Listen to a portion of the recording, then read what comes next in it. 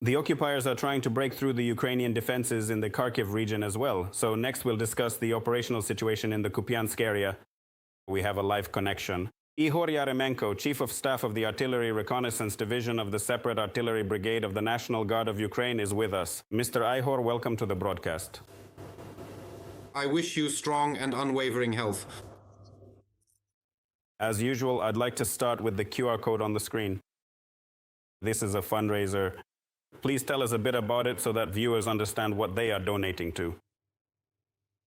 This fundraiser is open for the repair of equipment, specifically 2 pickup-type SUVs and 1 Volkswagen T5 minibus, which we use to deliver all the necessary equipment and personnel to the positions around the clock 24/7, to maintain the combat readiness of our unit and always be prepared, at any time, to carry out a combat mission.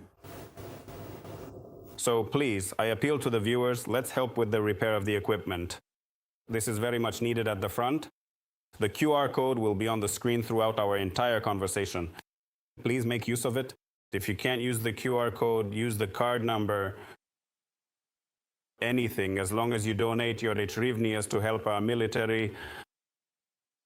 Now, let's move directly to the situation in the Kupiansk area. Just recently, Alexander Syrsky stated that 97% of Kupiansk is now under the control of the armed forces of Ukraine. What do you know about the situation in the remaining 3%? The 3% are the remnants of sabotage groups that infiltrated the city, who are still, let's say, present in the city. They occupy a certain area, specifically a basement space. Our defense forces are actively neutralizing and eliminating them. But let's not forget that the most important thing is preserving the lives of our servicemen. That's why these operations are planned systematically and with great caution to minimize losses among our personnel. Therefore, the territory of Kupiansk will be cleared, I think, within a week or 2. All 100% of Kupiansk will be under the flag of our state. Well, I'd like to remind viewers that you can support our defenders, in particular with your donations. The QR code is now on the screen. We're raising funds for vehicles and their repairs, which is very important. I think there's no need to explain this any further. Please, consider making a donation of as much as you feel comfortable with today. You still have plenty of time to help this cause.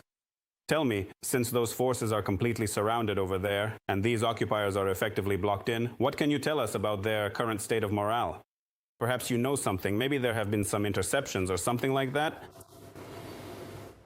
Their morale is very low, but again, let's not forget that their state's propaganda has worked in such a way that people... Well, let's put it this way. They believe that there are bloodthirsty vampires here who will eat them alive, tear them apart.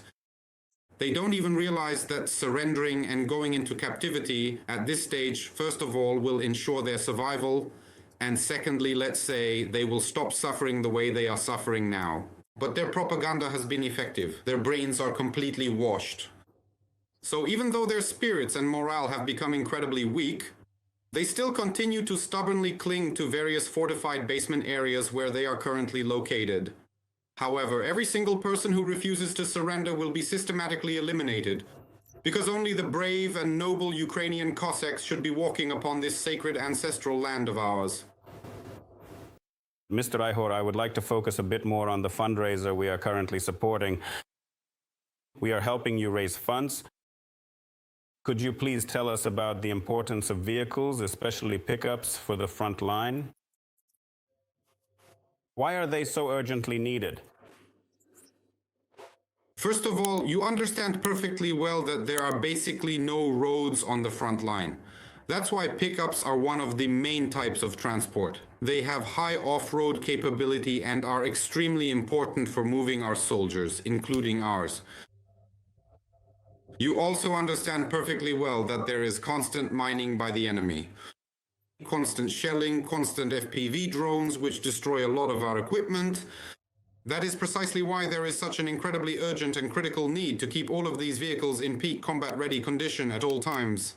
Since new demanding tasks come in every single hour of the day, there is a massive amount of constant movement required across the field. Unfortunately, the heavy equipment suffers immensely from exactly this high-intensity usage, and as a direct result, the vast majority of these vehicles eventually break down under the pressure. This happens precisely because of mines and FPV drones, which strike and damage the vehicles. That's why there is always an urgent need for vehicle repairs among the military, because unfortunately we're not at a resort, and so the situation is quite difficult in this context. So, dear viewers, you've heard just how essential vehicles are on the front lines, that they are literally almost like consumables. So please help with vehicle repairs. You have the opportunity to do so right now. You can see the QR code on the screen. Please, let's do it. Let's help collect the necessary amount more actively. I also wanted to ask about the enemy's tactics. It's usually said that their tactics are almost the same everywhere. It's infiltration by small groups. If we talk about differences, is there anything that sets their tactics apart? For example, does Russia use the same tactics in the Kupiansk direction as in the Pokrovsk direction? In principle, you see here the tactics don't depend on the direction. The main issue is that now, with the advancement of technology in warfare, even the movement of a small group is detected almost immediately, by means of technical reconnaissance such as UAVs, radars, and optical surveillance devices. That's why it is extremely difficult to start moving without being noticed. The enemy understands this perfectly well, which is why they use the basics. These are small infantry groups or fast groups on motorcycles or buggies, which infiltrate very quickly. That's why the enemy isn't using, let's say, for now, large armored groups. But let's not forget that what lies ahead for us is just around the corner, spring, when there will be a lot of greenery, which in principle will to some extent complicate timely reconnaissance regarding the movement of groups. Therefore, I think that in the middle of spring, we will once again be able to see and observe clearly the armored groups that will be moving, but the defense forces are preparing for this. And we hope that the enemy, we will be able to stop them far before they reach our infantry positions and accordingly wear down their army. Let us hope that, God willing, someday they will come to their senses and peace will be signed, and finally this nightmare that is happening will gradually come to an end. Well, and once again, I remind viewers about the QR code on the screen. There are literally just a minute or a minute and a half left to use it. So please, let's get active and do our best to help as much as possible with repairing equipment for our defenders. Tell me, Mr. Ihor, do you record any attempts, for example, to force the Oskil River either above or below Kupiansk? Yes, in principle, such attempts are being recorded. The enemy is trying to build crossings. The crossings are minor, again, either for infantry groups or for moving motor vehicles, motorcycles. Let's say no heavy pontoon bridges have been observed recently. They are not preparing mass assaults using armored vehicles specifically to force the Oskol.